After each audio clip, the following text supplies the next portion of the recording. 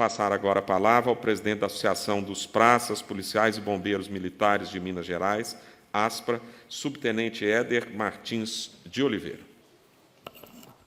Bom dia a todas e todos.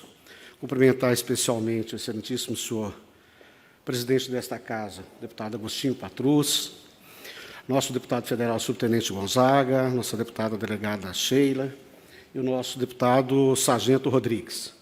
Se Vossa Excelência me permite, como a ASPRA está aqui, não em nome dela, mas representando o conjunto dos sindicatos, entidades de classe da segurança pública, eu não posso iniciar minha fala sem antes nominá-los aqui, porque a ASPRA fala em nome dela, mas não fala em nome de todos os outros conjuntos dos servidores, razão pela qual eu não posso me furtar em mencioná-los. Se eu estou aqui única e exclusivamente, é por conta desse momento, dessa pandemia, que fosse momento ou outro, por certo, estariam aqui todos os presidentes. Então, peço a Vossa Excelência para que eu possa nominar os nossos representantes que estão nos acompanhando agora, porque se não fosse a pandemia, estariam todos aqui.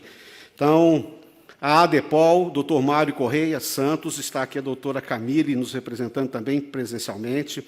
Na Cobrapol, a Aline Rise dos Santos, da Associação dos Oficiais da Polícia Militar, o coronel Ailton Cirilo, da PNM, que é uma representação do interior de Minas, lá do Nordeste, que é lá de Teófilo Otoni, sargento Luciano Bremer, o nosso vice-presidente, o sargento Bahia, vice-presidente da ASPRA, da Ascobom, sargento Alexandre Rodrigues, da AMASP, o Jameson Souza Dias, do Centro Social de Cabo Soldados, o Cabo Coelho, do COPM, o coronel Guilherme, do Sindasp, o Cláudio Costa, do Sindepo Minas, a doutora Maria de Lourdes Camille, que está presente aqui, do Sindep, Bruno Viegas, do Sindep CRI, o Wilton Ribeiro da Silva, do Sindipol, José Maria Cachimbinho, nosso Cachimbinho, do Sindiceng, o Alex, da União dos Militares de Minas Gerais, coronel Zéder Gonçalves do Patrocínio, a quem rendo a minha homenagem, Excelência, que é um decano, mais de 80 anos e na luta conosco.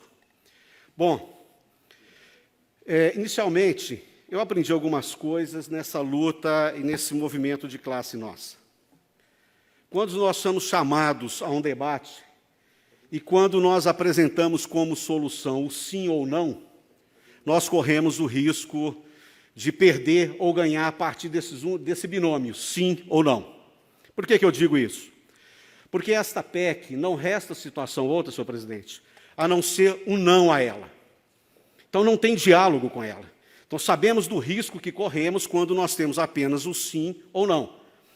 E eu espero desta Casa, eu espero dos senhores parlamentares que entendam a razão pelas quais as entidades aqui nominadas, e todas elas têm voz própria, todas elas têm autonomia, mas o que trago como síntese é uma rejeição total à PEC 55.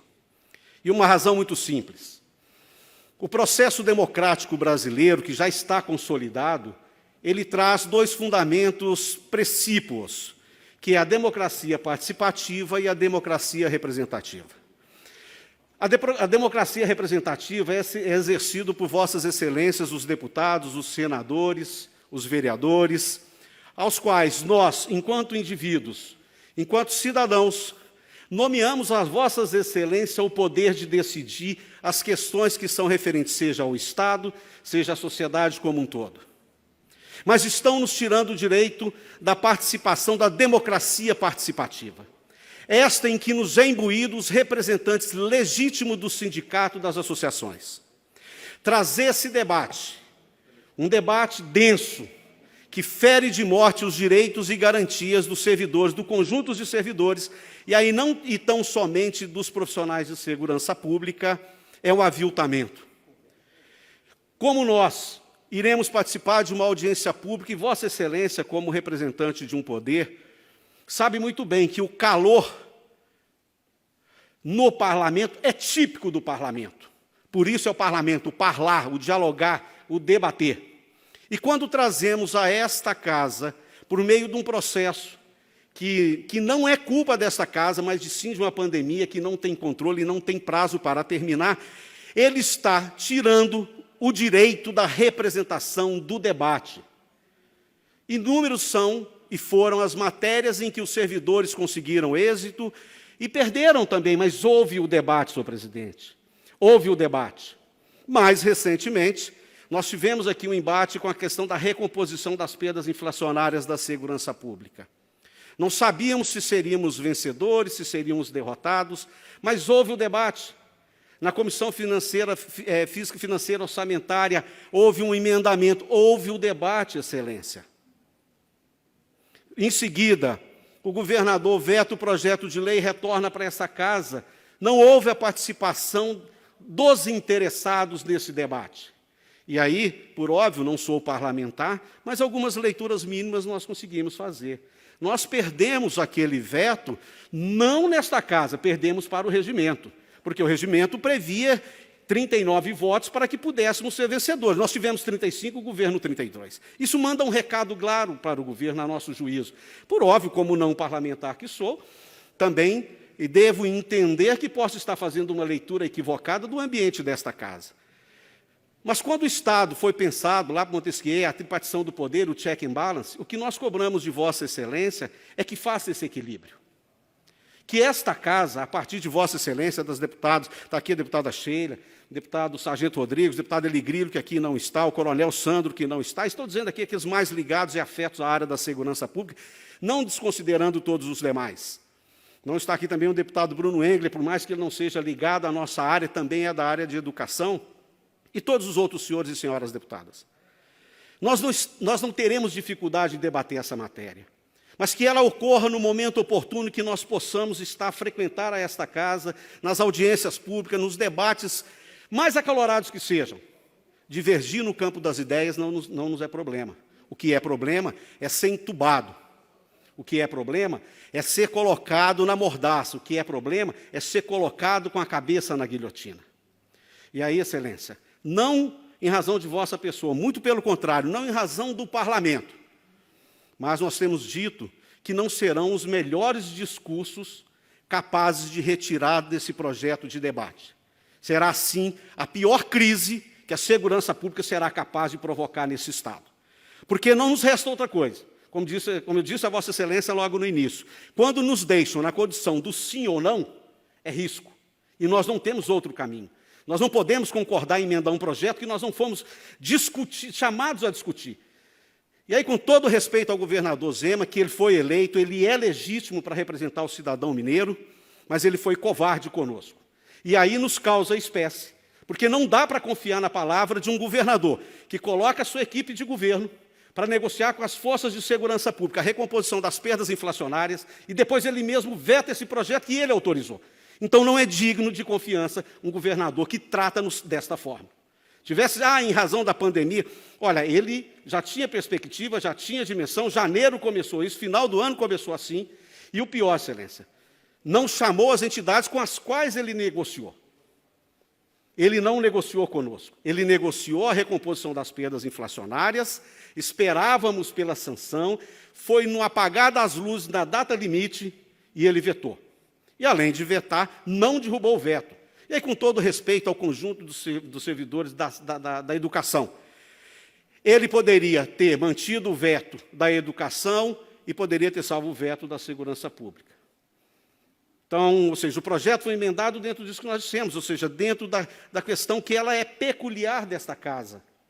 Ela poderia ser inconstitucional ou não, como foi dito pelos parlamentares, na época aqui, nós acompanhando em plenário, mas a síntese incorporou o projeto e ele vetou os dois. Então, não é digno de confiança, o governador não é digno de confiança quando ele assume um compromisso conosco e ele mesmo recua. E o pior, sem chamar as entidades de classe, sem chamar o governo, sem chamar os comandos e os chefes da Polícia Civil, da Polícia Militar, do Corpo de Bombeiro, enfim. Então, quero agradecer a Vossa Excelência e dizer muito claramente aos nossos companheiros, aos presidentes que estão nos acompanhando agora. A Aspra não fala em nome de ninguém, só estou aqui enquanto presidente da Aspra, porque, por conta da pandemia, nós somos um único representante aqui. Mas que Vossa Excelência sabe melhor do que ninguém, são 16 entidades de classe, todas aguerridas, são os comandos das instituições que também foram surpreendidos com esse saco de maldade. Então, o que nós esperamos dessa casa, senhor presidente, é que, de fato, o Estado pensado, que a tripartição do poder, que o check and balance funcione aqui nesta casa, que o freios e contrapeso, que coloque, de fato, o freio nessa proposta. Porque nós não teremos problema algum em discutir esse processo a médio e longo prazo. Uma reforma administrativa que tem anos que fala que vai ser enviada. Enviada nesse momento de pandemia, enviada nesse momento em que o servidor público não pode participar diretamente do debate, não resta outra, a conclusão minha, com todo respeito e a devida vênia, um saco de maldade planejado, pensado, orquestrado, imaginando que nós nos silenciaríamos. Então, como eu disse, não é ameaça, porque os poderes, nós estamos vivendo um momento muito difícil, que a depender da nossa fala, parece que nós estaremos fazendo enfrentamento aos poderes. Os poderes funcionam em Minas. Vossa Excelência, além de ser um deputado, representa um poder, e este poder é que vai dar o equilíbrio necessário, neste momento, a esse debate. Então, eu quero agradecer, dizer em nome dos nossos companheiros, que espero não tê-los decepcionado nesse nosso posicionamento aqui. Os senhores e senhoras todos possuem a sua total independência na fala. E se, eventualmente, eu não os contemplei, eu peço desculpas, mas tentei trazer aqui um retrato fidedigno daquilo que nós temos debatido ao longo do tempo. E dizer a Vossa Excelência que já na quarta-feira, 9h, estas mesmas entidades, com os mesmos parlamentares, ampliando o debate, farão parte de uma nova reunião na Aspra, 9h. E de lá, nós vamos começar a definir os rumos. Que Vossa Excelência não se sinta ofendido, enquanto pessoa, de estarmos aqui numa segunda-feira e quarta-feiras, eventualmente, tirarmos alguma coisa mais radical, algum posicionamento. Não é isso. Não é nada a ver com Vossa Excelência. Nós sabemos como o processo ocorre aqui dentro. E muito obrigado. Desculpa se delonguei, mas eu acho que essa oportunidade eu não poderia perdê-la. Muito obrigado. Muito obrigado, subtenente Éder, agradecendo também a todos o que Vossa Excelência representa, da Associação dos Praças, Policiais e Bombeiros Militares de Minas Gerais.